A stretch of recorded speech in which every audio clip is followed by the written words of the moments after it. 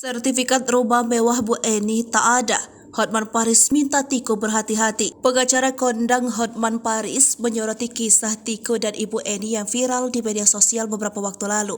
Namun setelah kisah Tiko dan Ibu Eni viral di media sosial, kini mulai mencuat jika Tiko bukan anak kandung Bu Eni dan Herman ayahnya.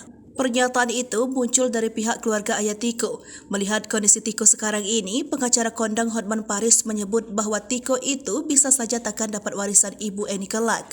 Pasalnya, Tiko sempat disebut bukan anak kandung Ibu Eni. Tiko sendiri sudah memberikan keputusannya terkait hal tersebut. Dari salah satu akun YouTube, Hotman Paris memuji Tiko. Pengacara kondang itu salut bahkan sampai menyebut jika Tiko tersebut ialah sebagai pahlawan. Namun meski Tiko setia merawat Ibu Eni hingga belasan tahun, Hotman Paris menyebut pemuda itu tidak akan mendapat warisan ibunya. Lantas Hotman Paris meminta Tiko untuk berhati-hati. Menurutnya, Tiko tidak akan mendapat warisan jika kelak Ibu Eni meninggal.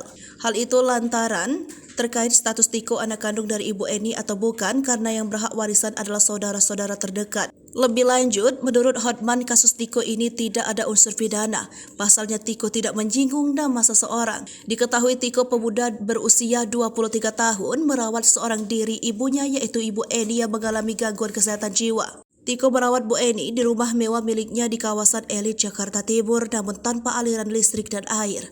Selama 12 tahun, Tiko merawat ibunya di rumah tersebut dan tak meninggalkannya seorang diri. Untuk memenuhi kebutuhannya, ia dan ibunya Tiko bekerja sebagai penjaga keamanan di kawasan tersebut. Di sela-sela ia bekerja, Tiko juga kerap pulang ke rumah untuk melihat kondisi ibunya, memberi makan dan lainnya.